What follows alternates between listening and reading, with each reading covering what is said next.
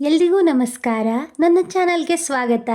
ಇಂದು ನಾನು ತುಳಸಿ ಹಬ್ಬದ ಮಹತ್ವದ ಬಗ್ಗೆ ಮತ್ತು ಪಾತಿವ್ರತೆಯಿಂದ ಸಾಲಿಗ್ರಾಮ ಹೇಗೆ ಹುಟ್ಟಿಕೊಂಡಿತು ಅನ್ನೋದ್ರ ಬಗ್ಗೆ ತಿಳಿಸೋದಕ್ಕೆ ಬಂದಿದ್ದೀನಿ. ವಿಡಿಯೋನ ಸ್ಕಿಪ್ ಮಾಡದೆ ನೋಡಿ. ತುಳಸಿ ಹಬ್ಬಕ್ಕೆ ಮತ್ತು ಈ ಸಾಲಿಗ್ರಾಮದ ಉದಯಕ್ಕೆ ಅವಿನಾಭಾವ ನಂಟಿದೆ. ಪುರಾಣ ಯುಗದಲ್ಲಿ ವೃಂದ ಎನ್ನುವಂತಹ ಒಂದು ಸುಂದರವಾದಂತಹ ಸ್ತ್ರೀ ಇದ್ಲು. ಅವಳು ಜಲಂಧರ ಎಂಬಂತಹ ಒಬ್ಬ ಅಸುರನನ್ನು ಮದುವೆ ಆಗಿದ್ಲು. ದೇವತೆಗಳ ಮೇಲೆ ಇವನಿಗೆ ಬಹಳ ದ್ವೇಷ ಇತ್ತು.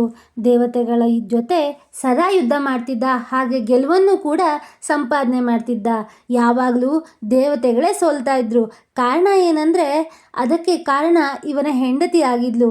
ಪತಿವ್ರತೆಯಾದ ಈಕೆಯ ಬಲದಿಂದ ಅವನ ಶಕ್ತಿ ಮತ್ತಷ್ಟು ಹೆಚ್ಚಿಸ್ತಾ ಇತ್ತು.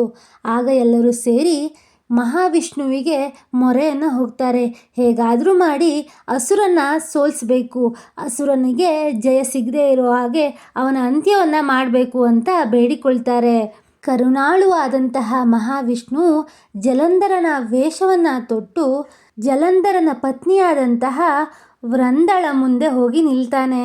ಅವಳು ತನ್ನ ಪತಿಯೇ ಎಂದು ತಿಳಿದು ಭಕ್ತಿಯಿಂದ ತನ್ನ ಗಂಡನೇ ಎಂದು ತಿಳಿದು ಪಾದಸ್ಪರ್ಶವನ್ನು ಮಾಡ್ತಾಳೆ.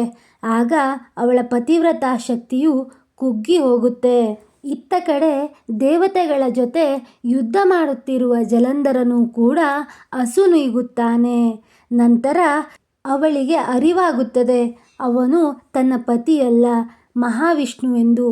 ಮಹಾವಿಷ್ಣುವಿನ ಅವತಾರವನ್ನು ನೋಡಿದ ಅವಳು ದುಃಖಿತಳಾಗಿ ವಿಷ್ಣುವಿಗೆ ಶಾಪವನ್ನು ನೀಡ್ತಾಳೆ. ವೃಂದಳು ಕಣ್ಣೀರು ಸುರಿಸುತ್ತಾ ಮಹಾವಿಷ್ಣುವನ್ನು ನೋಡುತ್ತಾ ಹೀಗೆ ಹೇಳುತ್ತಾಳೆ, ನೀನು ನನ್ನ ಸೌಭಾಗ್ಯವನ್ನು ಕಿತ್ತುಕೊಂಡಿರುವೆ. ನೀನು ಕಲ್ಲಿನ ಥರ ನನ್ನ ಜೊತೆ ವರ್ತಿಸಿರುವೆ. ಆದ್ದರಿಂದ ಇವತ್ತಿನಿಂದ ನೀನು ಕಲ್ಲಿನ ರೂಪದಲ್ಲಿ ಸಾಲಿಗ್ರಾಮ ಶಿಲೆಯಾಗಿ ನೆಲೆಯೂರಬೇಕು ಅಂತ ಶಪಿಸ್ತಾಳೆ. ಆವತ್ತಿನಿಂದ ಶ್ರೀಮನ್ ಮಹಾವಿಷ್ಣುವು ಕಲ್ಲಿನ ರೂಪದಲ್ಲಿ ಅಂದರೆ ಸಾಲಿಗ್ರಾಮ ರೂಪದಲ್ಲಿ ನೆಲೆಸಿ ಭಕ್ತರನ್ನು ಉದ್ಧರಿಸ್ತಾನೆ. ಕರುಣಾಳು ಆದಂತಹ ಮಹಾವಿಷ್ಣುವು ದೇವಿಯನ್ನು ಕುರಿತು, ನೀನು ಪವಿತ್ರ ದೇವಿಯಾಗಿರುವೆ. ತುಳಸಿ ಎಂಬ ರೂಪದಲ್ಲಿ ಜನರಿಗೆ ಪೂಜ್ಯಳಾಗುವೆ. ನಿನ್ನೊಂದಿಗೆ ನನ್ನ ವಿವಾಹವು ಪ್ರತಿ ವರ್ಷ ನೆರವೇರಲಿದೆ. ತುಳಸಿ ವಿವಾಹವನ್ನು ಪ್ರತಿ ವರ್ಷ ಯಾರು ಆಚರಿಸಿ ನಿನ್ನನ್ನು ಪೂಜಿಸುತ್ತಾರೋ ಅವರಿಗೆ ಪಾಪ ನಾಶವಾಗುತ್ತದೆ. ಆರೋಗ್ಯ, ವೈಭವ ಮತ್ತು ಕುಟುಂಬ ಸೌಖ್ಯ ದೊರಕಲಿ ಎಂದು ಶ್ರೀ ಮಹಾವಿಷ್ಣುವು ದೇವಿಯ ಕುರಿತು ಹೇಳಿ ಅದೃಶ್ಯನಾಗುತ್ತಾನೆ. ಅಂದಿನಿಂದ ಪ್ರತಿ ವರ್ಷ ಕಾರ್ತಿಕ ಮಾಸದ ದ್ವಾದಶಿಯಂದು ತುಳಸಿ ಮತ್ತು ಮಹಾವಿಷ್ಣುವಿನ ಮದುವೆ ಅಂತ ಆಚರಣೆ ರೂಢಿಗೆ ಬಂದಿದೆ. ಈ ರೀತಿಯಾಗಿ ಒಬ್ಬ ಪತಿವ್ರತೆಯ ಶಕ್ತಿಯಿಂದ ಸಾಲಿಗ್ರಾಮ ಸೃಷ್ಟಿಯಾಗುತ್ತೆ. ಯಾವ ಸ್ತ್ರೀಯಾದರೂ ಕೂಡ ಪರಪುರುಷನಲ್ಲಿ ಆಸಕ್ತಿಯನ್ನು ಹೊಂದಬಾರದು. ಪತಿಯನ್ನು ದೈವದಂತೆ ನೋಡಿ ಅವನಿಗೆ ಅನುಸಾರವಾಗಿ ಸಂಸಾರವನ್ನು ನಡೆಸಬೇಕು.